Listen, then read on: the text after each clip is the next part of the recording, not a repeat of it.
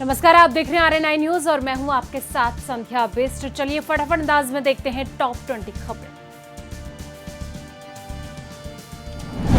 Corona virus का संक्रमण फैलने से रोकने के लिए देश में लागू किए गए लॉकडाउन के तीसरे चरण का आज अंतिम दिन है। लॉकडाउन के बावजूद देश में कोरोना के मामले तेजी से बढ़ रहे। पिछले 24 घंटे के दौरान कोरोना से पीड़ित मरीजों की तादाद 85,940 से बढ़कर 90,927 हो गई है। वहीं इस बीमारी के कारण अब तक 2,872 लोगों की जान जा चुकी है।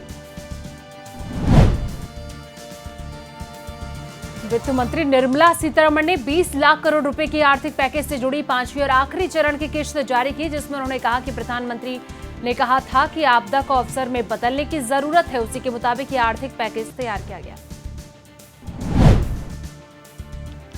वहीं लॉकडाउन में सहारनपुर पुलिस पूरी तरीके से मुस्तैद है। लोगों को कोरोना और लॉकडाउन को लेकर जागरूक करने के साथ साथ पुलिस आने जाने वाले सभी वाहनों पर पैनी नजर जमाई। भारत की सीमा रेखा पर चीन की कारस्तानी जारी है। अब चीन ने हिमाचल प्रदेश में भारतीय सीमा में घुसपैठ करने की कोशिश की। हिमाचल प्रदेश के लाहौल स्पीति में चीन के साथ लगी सीमा को लांघकर चीन के हेलीकॉप्टर भारत की सीमा में 12 किलोमीटर तक अंदर आ गए। सहारनपुर में प्रवासी श्रमिकों ने विरोध प्रदर्शन किया। श्रमिकों ने सड़कों पर जबरदस्त हंगामा किया। अंबाला रोड पर जबरदस्त हंगामा और नारेबाजी भी की गई। बिहार अधिकांश प्रवासी श्रमिक जाना चाहते हैं।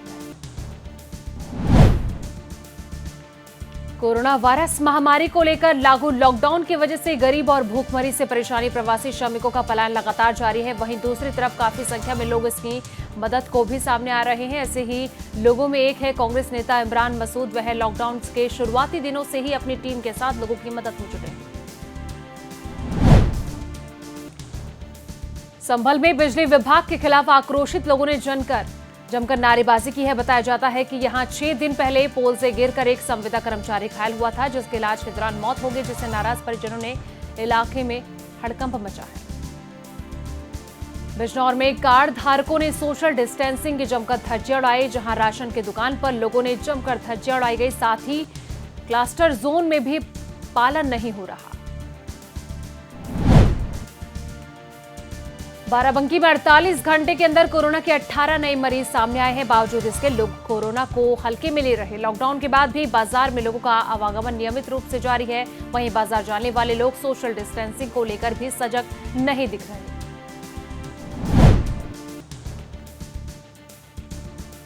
एक और जहां पूरा देश कोरोना वायरस से जंग लड़ रहा, वहीं दूसरी तरफ मस्जिदों में लाउड स्पीकर से अजान पर विवाद की स्थिति देखने को मिल रही। इस मामले पर धर्मगुरु मौलाना सैफ अब्बास ने अपनी प्रतिक्रिया व्यक्त की है। उनका कहना है कि अजान के लिए लाउड स्पीकर का महत्व नहीं है, लेकिन यह शर्त हर समुदाय पर लागू होना चाहिए।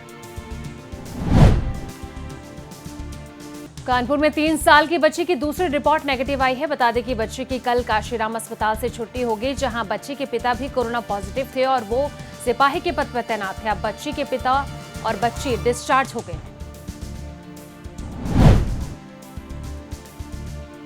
वैश्विक महामारी के बीच वाराणसी के शिवपुर थाना के समीप मारवाड़ी धर्मशाला में अलविदा रमजान और ईद पर्व को लेकर पीस कमेटी की बैठक हुई। बैठक में त्योहार को शांतिपूर्ण ढंग से अपने अपने घरों में ही मनाने के बारे में चर्चा हुई।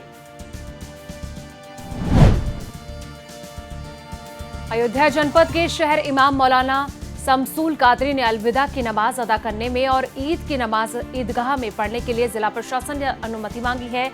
इसके लिए शहर इमाम ने सिटी मजिस्ट्रेट सत्य प्रकाश और सीओ सिटी अरविंद चौरसिया को प्रधानमंत्री व मुख्यमंत्री नाम संबोधन ज्ञापन दिया है। बाराबंकी में बेरोजगारी से तंग आकर एक युवक ने फांसी के फंदे पर झूलकर अपनी जीवन लीला समाप्त कर ली। युवक की आत्महत्या के बाद परिवार पर जैसे दुखों का पहाड़ टूट पड़ा। बेरोजगारी का दुख लगातार झेल रहे। सिद्धार्थनगर में आम के बाग में लाश मिलने से हड़कंप मच गया। जब आसपास के लोगों ने पुलिस को सूचित किया तो पुलिस मौके पर पहुंच के शव को पोस्टमार्टम के लिए भेज दिया। फिलहाल पुलिस तहकीकात में जुटी है। पीलीभीत में भूसा बनाने गए युवक की ट्रॉली एचई लाइन की चपेट में आ गई थी, जिसकी चपेट में आने से ट्रैक्टर चालक की झुलसकर मौत हो गई। सूचना पर पहुंची पुलिस ने फायर ब्रिगेड की गाड़ी को बुलाया, जब तक सब कुछ खत्म हो चुका था।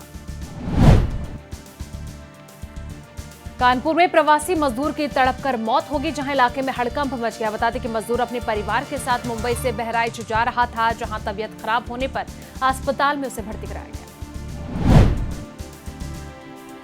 मैनपुरी में डीसीएम अनियंत्रित होकर पलट गया। बता दें कि डीसीएम में 13 लोग सवार थे, जो आगरा से लखनऊ जा रहे थे। पुलिस मौके पर पहुंची, जहां पुलिस ने सभी घायलों को सफाई के पीजीआई में भेज दिया। यूपी के फिरोजाबाद में भीड़ ने कानून अपने हाथ में लेते हुए एक प्रेमी युगल की पिटाई कर दी, जिसके बाद पीड़ित प्रेमी युगल ने पुलिस में रिपोर्ट दर्ज कराई और आरोपियों के खिलाफ कड़ी कार्रवाई की मांग की है, जिसके बाद पुलिस ने कार्रवाई करते हुए 7 लोगों पर रिपोर्ट दर्ज कर ली। कोरोना संक्रमण के कारण नेपाल के विभिन्न स्थानों में फंसे 133 भारतीय नागरिकों को भारत लाया गया। इन लोगों की वतन वापसी से पहले दोनों देशों के अधिकारियों के बीच उच्च स्तरीय वार्तालाप हुई।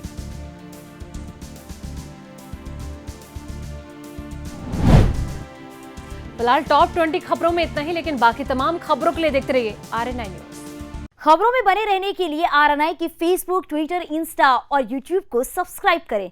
बेल आइकन दबाना ना भूलें।